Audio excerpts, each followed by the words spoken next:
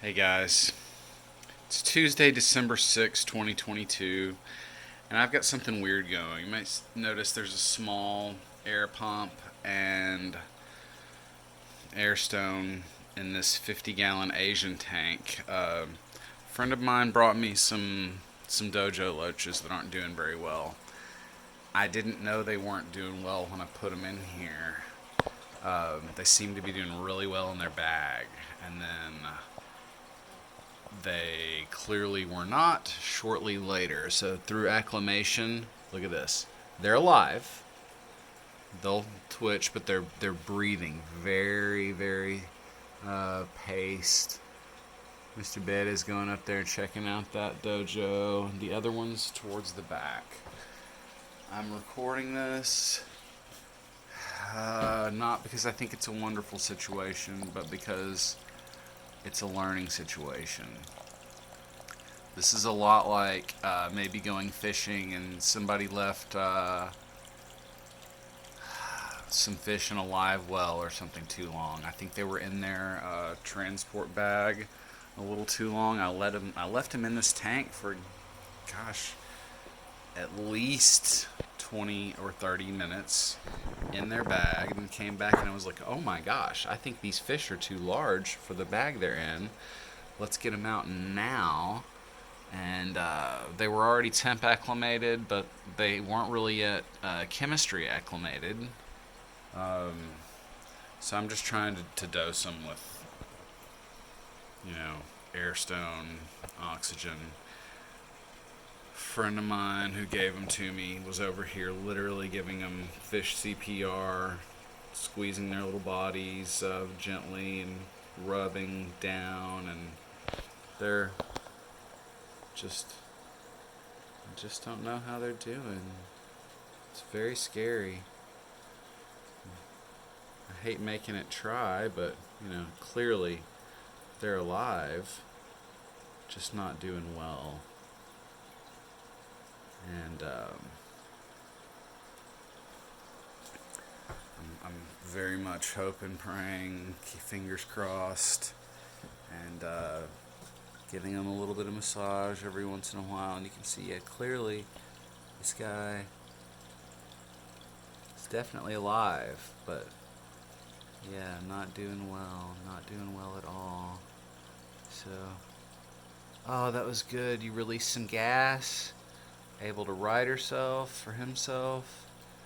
Good, good. So we're just gonna keep coming around and doing that for a while, playing fish doctor, and stressful for me. Very stressful. I care a lot about these little fishies. I don't like any fish, snails, plants, etc. to suffer or die, especially at my hand under my watch.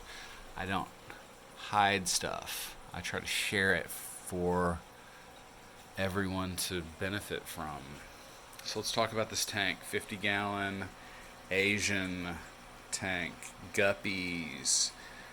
One albino rainbow shark minnow. Lots of Asian plants. Just at a guess, there are 30 to 70 guppies in here. This is a half black red colony. This just seemed like the place that made sense to put the dojo loaches, also known as weather loaches. I'm definitely not a loach expert. Like when I was taking them in, I was like,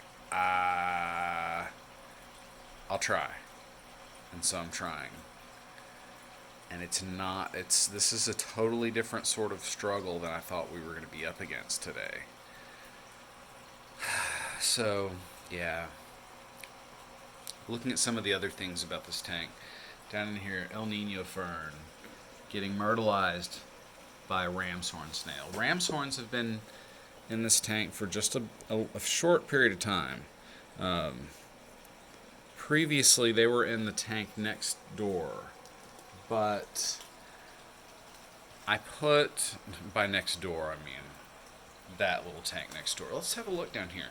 The light's off right now because the power supply that the light was plugged into now has an air pump for that. You saw some air going in to oxygenate the loaches and such earlier. This light's off. This is a 10-gallon tank that had, it's now got 3 adult green, whatever guppies, green mosaics or something, and green cobras, I think is what they were sold to me as. They're kind of green. They're pretty green. But they're over here in timeout, hospital quarantine. I've only had them for 2 weeks. They'll be over here for at least 2 more weeks. And there were snails in here. So I had to remove all the invertebrates so I could treat the hospital tank without myrtleizing them. That's what we're talking about. I don't kill stuff. At least I don't kill stuff intentionally. I don't even intentionally kill the duckweed and stuff. I just throw it down into a spot like that. Salvinia spot, Anacharis spot, Riccia spot with duckweed. Things just get separated here rather than killed. And there's plenty of room on the planet, plenty of room here for everybody, for as many different little wet critters as might show up, might come about. But yeah, I'm just concerned for these loaches. Don't even... Actually, the one that was up here, he is now... Oh, he is still up here. He's just hanging out, hiding in a slightly different way, trying to get his rest on. Let me see if I can get a close view there. So yeah, this fish, no longer inverted, upside down, floating. Seems to be respiring pretty well. Organismal respiration seems to be picking up. I would assume that also means that cellular respiration is picking up as well. This one's not doing as well as the other. It is, here, but has inverted again. I don't know if he or she... This one wasn't doing as well as the other as soon as we found them in the bag. They were just like not doing well. So yeah, I don't even really know what to say about this, what to do about this. I think I'm recording it for my own purposes. I'm not sure at all if I'm going to share this video or not. One thing I did suggest earlier, I think the life energy and life force is really strong in this area and around here. I'll just give you kind of a view of some things that are going on over here. Dun dun dun dun dun dun dun dun dun dun dun dun dun dun dun dun dun. Lots and lots of life, thriving, succeeding, being happy, and that's just a kind of normal thing for being around here. Lots and lots of life. This is just one room, so I think that they're in an area that does have a lot of very positive life force and life energy, and I am coming to tie that into Western science and give a great deal more meaning and understand more meaning of such terms and how incredibly pertinent and valid they are, and how very odd it is that our societies, just over the last 200 to 300 years, have very much gotten away from understanding such things. So I'm going to go try and tune into the life force stuff,